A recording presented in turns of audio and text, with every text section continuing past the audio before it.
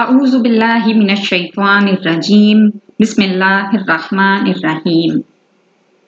5ویں پارے والمحسنات کا خلاصہ۔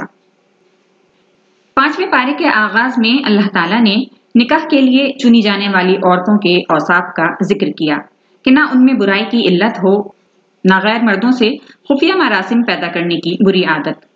اسی طرح انسان جب کسی عورت سے نکاح کا ارادہ کرے تو اسے عورت کے اہل خانہ کی اجازت سے یہ کام کرنا چاہیے۔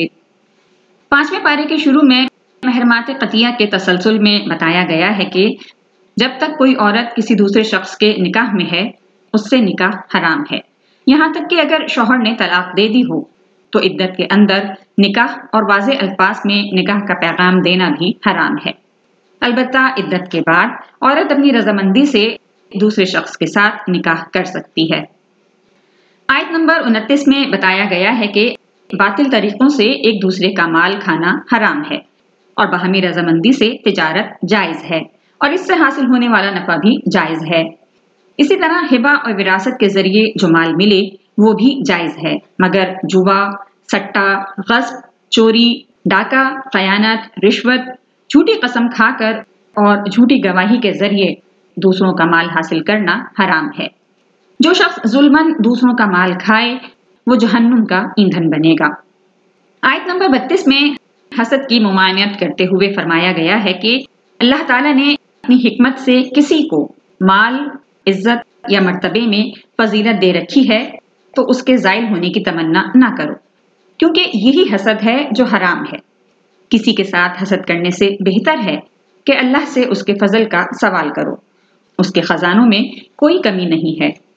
آگے کی آیات میں اللہ تعالیٰ فرماتا ہے کہ مرد عورتوں کے منتظم اور کفیل ہیں، کیونکہ اللہ نے ان میں سے ہر ایک کو دوسرے پر فضیلت دی ہے، اور اس لیے بھی کہ مردوں نے ان پر اپنے مال خرچ کیے ہیں، یعنی شوہر مہر بھی عطا کرتا ہے اور بیوی بچوں کی کفالت بھی اسی کے ذمے ہے۔ آیت نمبر 37 میں اللہ تعالیٰ نے توحید کا حکم فرمایا اور شرک کی تمام صورتوں کی ممانعت فرمائی ہے۔ اس سے آگے کی آیات میں حقوق العباد کا بیان ہوا ہے۔ فرمایا کہ ماں باپ، قرابت داروں، یتیموں، مسکینوں، پڑوسیوں، مسافروں اور اپنے ماتحتوں کے ساتھ اچھا برتاؤ کرو، اور پھر پڑوسیوں کی درجہ بندی کی، یعنی کہ قریبی ہمسایوں اور دور کے ہمسایوں سے حسن سلوک کا حکم دیا گیا ہے۔ آیت نمبر 37 تا 40 میں بخل اور ریاکاری کی ممانعت کا حکم ہے، اور فرمایا کہ جس کو اللہ اور قیامت کے دن پر ایمان نہ ہو وہی ریاکاری کر سکتا ہے۔ یہ بھی فرمایا کہ اللہ کسی پر ذرہ برابر ظلم نہیں فرماتا اور نیکی کا اجر دگنا فرما دیتا ہے۔ اس پارے میں اس آیت کا بھی نزول ہوا کہ اے ایمان والو، نماز کے قریب نہ جاؤ جبکہ تم نشے کی حالت میں ہو، یہاں تک کہ تمہیں معلوم ہو جائے کہ کیا کہہ رہے ہو۔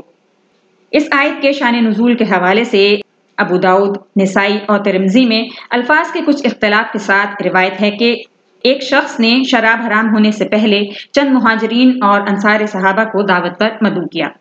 انہوں نے کھانا کھایا اور شراب پی لی۔ جب نماز کا وقت آیا تو ایک شخص نے آگے بڑھ کر نماز پڑھائی۔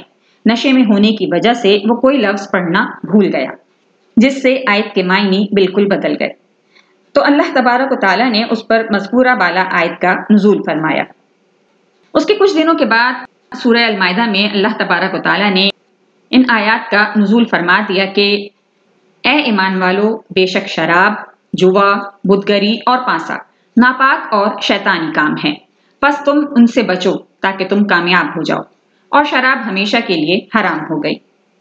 آیت نمبر 45 میں نماز کے چند مسائل بیان فرمائے۔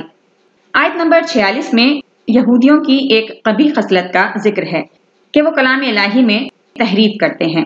آیت نمبر 48 میں فرمایا کہ اللہ تعالیٰ شرک کے گناہ کو کسی صورت میں معاف نہیں فرماتا، اس کے علاوہ وہ جس کے لیے چاہے اس سے کم تر گناہوں کو معاف فرما دیتا ہے۔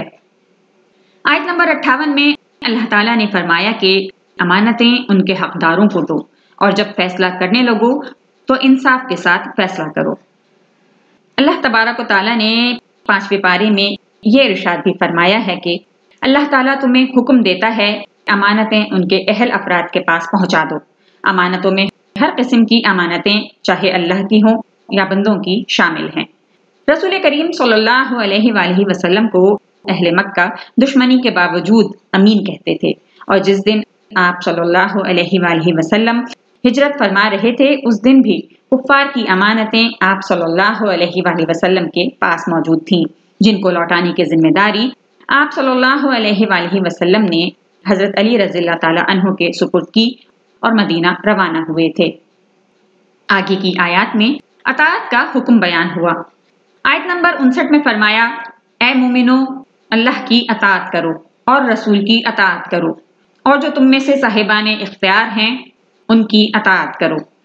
इसमें अल्लाह अज़्ज़वजल और रसूल मुकर्रम सल्लल्लाहु अलैहि वआलिहि वसल्लम की गैर मशरूत अताअत का हुक्म है और अहले इक़्तिदार की अताअत मशरूत है। अगर अहले इक़्तिदार के साथ किसी मामले के जायज़ या नाजायज़ होने के बारे में इख्तिलाफ हो जाए तो फैसला कुरान और सुन्नत की रोशनी में होगा। आयत नंबर 60 तक 63 में मुनाफिकीन की मकरूह चालों और दो रुखेपन का जिक्र है। इसके बाद अहले ईमान के लिए एक ईमान अफरोज नवीद है। इस बारे में अल्लाह तबारक व तआला ने रसूलुल्लाह सल्लल्लाहु अलैहि वसल्लम की अताअत की अहमियत का भी जिक्र किया कि जो रसूल करीम सल्लल्लाहु अलैहि वसल्लम की अताअत करता है वो दर हकीकत अल्लाह ताला की अताअत करता है। आयत नंबर 65 में फरमाया कि जो लोग अल्लाह के रसूल को आपस के झगड़ों में हाकिम ना बनाएं और फिर आप जो फैसला सादिर फरमा दें उसे दिलो जान से कबूल ना करें तो वो बज़ाहिर ईमान के दावे के बावजूद हकीकत में मोमिन नहीं हो सकते। यानी रसूलुल्लाह सल्लल्लाहु अलैहि वसल्लम के फैसले पर दिल में भी कोई तंगी और मलाल नहीं आना चाहिए। आयत नंबर 69 में फरमाया, जो अल्लाह और उसके रसूल की अताअत करे तो वो आखिरत में उन लोगों के साथ होंगे जिन पर अल्लाह ने इनाम फरमाया है, जो अंबिया, सिद्दीकीन, शुहदा और इबादुस सालिहीन हैं। इसके बाद जहाद के बारे में अहकाम, हिदायत और कामयाबी की बशारतें हैं। आयत नंबर 76 में और इसके बाद वाली आयत में बताया कि मुनाफिक और बुज़दिल लोगों को जब जहाद की दावत दी जाती है तो जान जाने के खौफ से उनके दिल लरस जाते हैं और वो जिंदगी की मोहलत चाहते हैं। आयत नंबर 86 में मौशरती आदाब बताए गए हैं कि जब तुम्हें किसी लफ्ज़ से सलाम किया जाए तो तुम उससे बेहतर अल्फाज में जवाब दो, जैसे कि अस्सलामु अलैकुम के जवाब में कहा जाए वालेकुम अस्सलाम व रहमतुल्लाहि व बरकातुहू, या कम अज कम इन्हीं अल्फाज में जवाब दो। ज़माने जंग में मुसलमानों को कई तरह के लोगों से वास्ता पड़ता था। एक वो कि मुनाफिकीन जो दिल से मुसलमानों की तबाही और नाकामी चाहते थे, उनके लिए फरमाया कि ना तो उन्हें अपना दोस्त बनाया जाए और ना उनके साथ कोई रियायत बरती जाए, बल्कि उनका कला कमा कर दिया जाए। दूसरे वो कुछ लोग थे जो जंग से गुरेज चाहते थे, ना मुसलमानों से लड़ना चाहते थे और ना अपनी कौम की हिमायत में लड़ना चाहते थे, या वो ऐसी कौम के पास चले जाते जिनके साथ मुसलमानों का जंग ना करने का मुआहिदा है। तो कुरान ने बताया अगर वो जंग से किनारा कश हो जाएं और मुसलमानों से ना लड़ें और मुसलमानों को सुलह का पैगाम दें तो मुसलमानों को भी उनसे तारुस नहीं करना चाहिए। तीसरे वो मुनाफिकीन का एक गिरोह था जो मुसलमानों और अपनी कौम दोनों के साथ अमन से रहना चाहता था, लेकिन उनकी बातिनी कैफियत ये थी कि अगर उनकी कौम की तरफ से मुसलमानों पर जंग मुसल्लत कर दी जाए तो वो उसमें कूद पड़े। तो कुरान ने बताया अगर वो मुसलमानों से अलग ना हो और मुसलमानों को सुलह का पैगाम ना दें और मौका मिलने पर मुसलमानों को नुकसान पहुंचाने से अपना हाथ ना रोकें तो मुसलमानों को भी हक है कि मौका मिलने पर उनका कला कमा कर दें। आयत नंबर 92 में कत्ल खता का हुक्म बयान हुआ है कि अगर किसी मुसलमान के हाथों गैर इरादी तौर पर गलती से किसी मुसलमान का कत्ल हो जाए तो उसकी तलाफी के लिए कुफ्फारा भी देना होगा और मकतूल के वर्सा को दियत भी देनी होगी, सिवाय इसके कि मकतूल के वर्सा दियत माफ कर दें। आयत 93 में कत्ल अमद यानी इरादी तौर पर किसी बेकसूर इंसान की जान को तल्फ करने का हुक्म बयान किया गया है। आयत नंबर 95 में यह बताया गया है कि जो लोग जहाज से किनारा कश हैं उनका दर्जा उनके बराबर नहीं हो सकता जो अपनी जानो माल से अल्लाह की राह में जहाद कर रहे हैं। इस बारे में अल्लाह तबारक व तआला ने दारुल कुफ्र में रहने वाले मुसलमानों का भी जिक्र किया है कि उनकी ये जिम्मेदारी है कि वो अपने फराइज और वाजिबात को एहसन अंदाज में अदा करें। अगर वो ऐसा ना कर सकें तो उनको उस मुल्क से हिजरत कर जानी चाहिए। اگر وہ ہمت اور استطاعت رکھنے کے باوجود ہجرت نہیں کرتے تو ان کو اللہ تبارک و تعالیٰ کی بارگاہ میں جواب دہ ہونا پڑے گا۔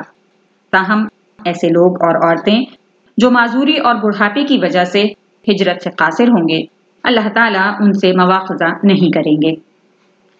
اس بارے میں اللہ تعالیٰ نے نماز کی اہمیت کو اجاگر کرتے ہوئے کہا ہے کہ نماز حالت جہاد میں بھی معاف نہیں، تاہم جہاد اور سفر کے دوران نماز کو قصر کیا جا سکتا ہے۔ آیت نمبر 101 اور بعد کی آیات میں مسافر کے لیے نماز میں قصر کا حکم بیان ہوا ہے۔ پھر فرمایا کہ جب تم نماز ادا کر چکو تو حالت قیام، حالت قعود اور کروٹوں کے بل لیٹے ہوئے یعنی ہر حال میں اللہ کو یاد کرو، اللہ کا ذکر کرو، اور جب حالت جنگ ختم ہو جائے اور امن کی حالت ہو تو معمول کے مطابق نماز ادا کرو۔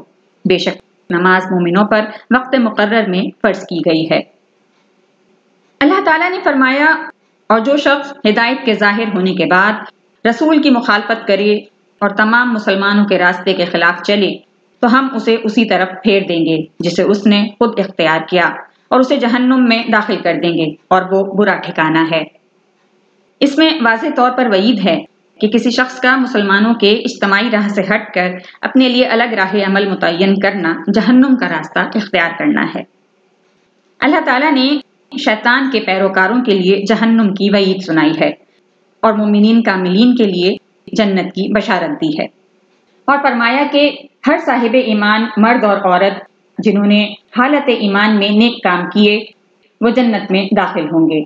اللہ تعالیٰ نے فرمایا، اس سے اچھا دین کس کا ہوگا جو اپنے آپ کو اللہ کی بندگی کے سپرد کر دے اور وہ نیکوکار ہو اور ملت ابراہیم کا پیروکار ہو۔ اس بارے میں منافقین کی ایک علامت یہ بتائی کہ نماز میں سستی کرتے ہیں، نماز کو ایک بوجھ سمجھتے ہیں اور صرف دکھاوے کے لیے نماز پڑھتے ہیں۔ یہ لوگ ہمیشہ کفر و ایمان کے درمیان متزلزل رہتے ہیں، اسی لیے فرمایا کہ منافقین جہنم کے سب سے نچلے طبقے میں ہوں گے۔ 5ویں پارے کے آخر میں اللہ تعالیٰ اپنی رحمت کے بارے میں اپنے بندوں کو بتلاتے ہیں کہ اگر لوگ اللہ تبارک و تعالیٰ کی ذات پر ایمان لے آئیں اور اس کی نعمتوں کا شکر ادا کریں تو اللہ تعالیٰ کو انہیں عذاب دینے کی کیا ضرورت ہے۔ اگر ہم اللہ تعالیٰ کے عذاب سے بچنا چاہتے ہیں تو ہمیں ایمان اور شکر گزاری کے راستے کو اختیار کرنا ہوگا۔ دعا ہے کہ اللہ تعالیٰ ہمیں قرآن مجید کو پڑھنے، سمجھنے اور اس پر عمل کرنے کی توفیق عطا فرمائے۔ آمین۔